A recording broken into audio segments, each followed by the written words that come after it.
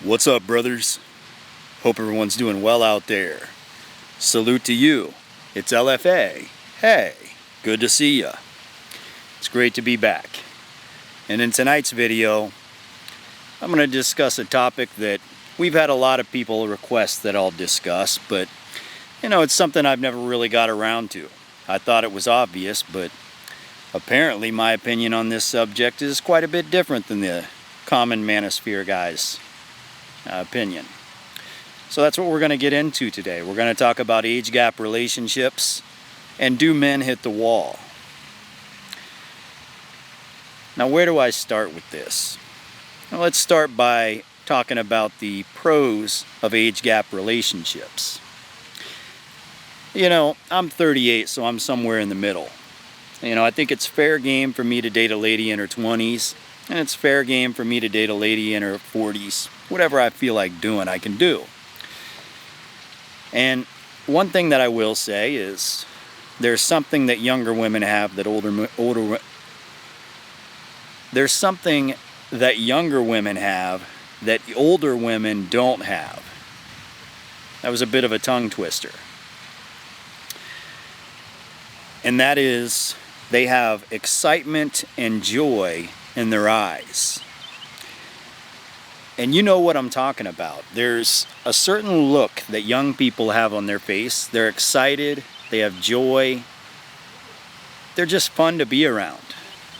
There's something about that. And I think when you're going out with somebody, you like to see that excitement, that light in their eyes. And as people get older, they have more of a burnt out look in their eyes. They look tired. They look like they're ready to go home. So it only makes sense that we would be attracted to younger people. And by the way, there are a lot of ladies that we call cougars out there that are into younger men. It's very common for myself to come across a 50-something-year-old woman who is very excited to see me. It goes both ways. Everybody likes to be with younger people. It's the way they look. Their faces light up and they're excited and they get thrilled about simple things. And older people just don't have that in them anymore. So I understand that. I'm fully aware of that. But I think there's something that a lot of people leave out, and that's what I want to talk about in this video. And what that is there's something that you can only experience when you are in a long-term relationship with somebody who is your age, maybe less than 5 years of a difference. And that is, you have an opportunity to age together at the same rate. Because I know people talk about women hitting the wall, but the truth of the matter is, both men and women, as you age, after you hit about 30 to 35 years old, your joints aren't as agile as they used to be. Your tendons and ligaments aren't as rubber bandy elastic as they used to be. Your muscles don't recover as quick as they used to. Cosmetic things like wrinkles and hair follicles are changing. Things you don't think about, like the bones that hold your teeth in, are starting to get weaker. Most people end up with dentures when they're old, right? Those are cosmetic things. And of course, they hit women harder. But there's a reason why they hit women harder. And that's because women have babies. When a woman has to make a baby, the resources that it takes for her body to create a baby, I'll put it like this. You'll see women like 21 years old looking super fresh and super young and super sexy. And then after maybe 2 or 3 kids, maybe she's like 26, 27 years old and like her teeth are fucked up, her gums are fucked up, wrinkly and, all that. Well, men experience that too. It's just women go through it at more of a rapid rate while they're having babies. So, I mean, think about it like that. Like, if that's your baby that she's making, you should respect the fact that she made that sacrifice to make that happen, you know. And I don't think you should make fun of her for hitting the wall. Because the truth is, these things happen to men too, but those are just the cosmetic parts. You know, when you're with somebody in your age group, you have to understand, like, when you hit like mid to late 30s, and I don't care if you're on TRT, I don't care if you're in the best shape in the world, you have the greatest diet, you know, all the money in the world. When you hit your late 30s, your cells aren't going to be regenerating the way they used to. Your organs aren't going to function at the same capacity that they used to. You know, your kidney, your liver, your heart, your pancreas, your lungs, your brain, things you don't even think about, like things you can't see. It's only a matter of time before you have like a pain in your stomach and you go to the doctor and they're like, hey, you know, you have a serious kidney problem or some shit like that, right? We're human beings. Diabetes, cancer, whatever. As you age, these problems, high blood pressure, they start to hit you. So when you're with somebody in your age group and you start to hit your 40s or something like that, the two of you are going through it together. And it's like a bonding moment where, you know, you have an understanding for each other. You know, you have sympathy for each other. You're considerate of one another. Maybe your wife has like a serious kidney problem or something that she really needs to work on. That's treatable, but, you know, she's going to have to put effort into it. Maybe you have high blood pressure and you're on the verge of having a stroke. These are common things that happen to adults in like their late 30s to 50s, right? It just, out of nowhere, things just start to hit you. We only live 75 years, 76 years. So once you get about that halfway point, you're going to start to experience problems most likely. And you know, if you're dating somebody in the same age group as you, you can be considerate of each other. And especially if you have kids together, you know, your kids are like, that's the joy and the youthfulness. Like, you can look in their eyes and be happy. But, you know, I understand why a lot of guys would prefer to get with a young woman. They're hot. You know, especially if you have a lot of money and you're on TRT and, you know, you have like high sex drive and, you know, high sexual market value and all that. I understand the appeal, but, you know, what's going to happen, because TRT doesn't prevent illness.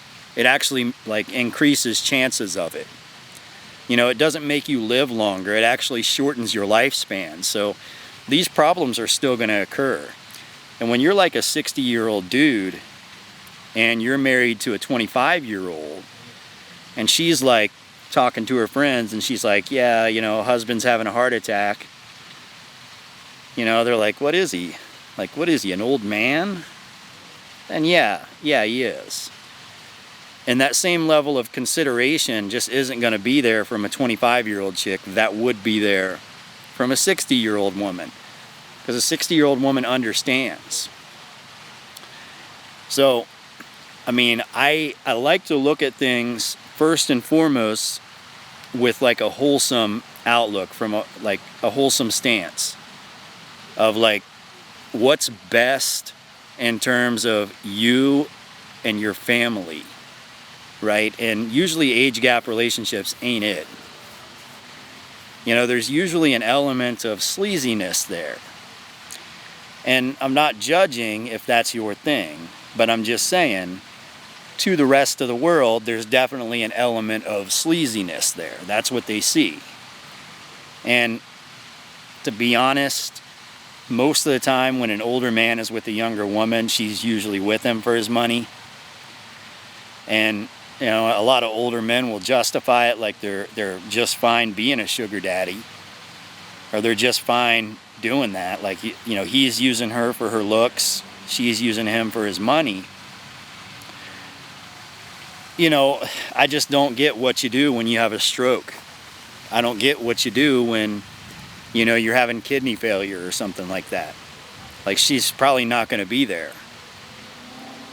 Maybe you have a rare case where the girl actually has, you know, legit, genuine desire for you, but I don't see that being the case in most situations. But, you know, most guys nowadays, most people in general are so burnt that they see everything from a lens of hypergamy and status. They don't see things from, you know, a point of view of family values. I think probably the reason for that is because so many people are growing up in broken homes, you know, single mama households. But if you have the privilege, and this would be a great privilege for anyone to have, you know, if you're in your 30s, even your 20s, 40s, whatever, if you still have two parents that you can call on the phone and stay in touch with, I think that's the big thing that can kind of hold you together and keep you from straying off the path. But, you know, hey, you know, it's not my decision to tell you what is morally correct or what is the right thing to do. That's for you to decide. And if you're fine living a sleazy life and that's actually what you want, then, you know, go for it. But I don't know. The way that I was raised, I don't talk about my parents too much, but on my dad's side, and really on my mom's side too, most of the men, you know, my uncles, my dad, grandparents, most of the men, first, when they became adults, they served for the country. So they went to the military, some went to wars, some didn't, just depends on the timing. But most of them that made it back, you know, they came back and they started serving for the church, and they chose careers where they were serving the community.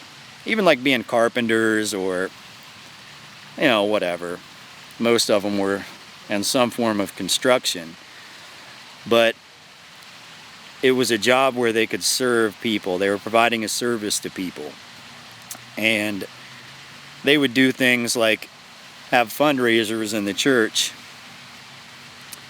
And, you know, they would remodel and, you know, renew people's homes that were living below standard. They would do things like that, you know. And on my mom's side, most of them served in the church, and then they picked careers like nurses, teachers, working with disabled people, or, you know, things like that. They kind of served career-wise as well.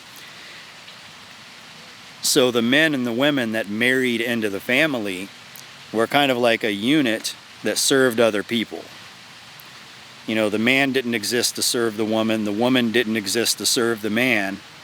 They both existed together, and they got together and they served other people.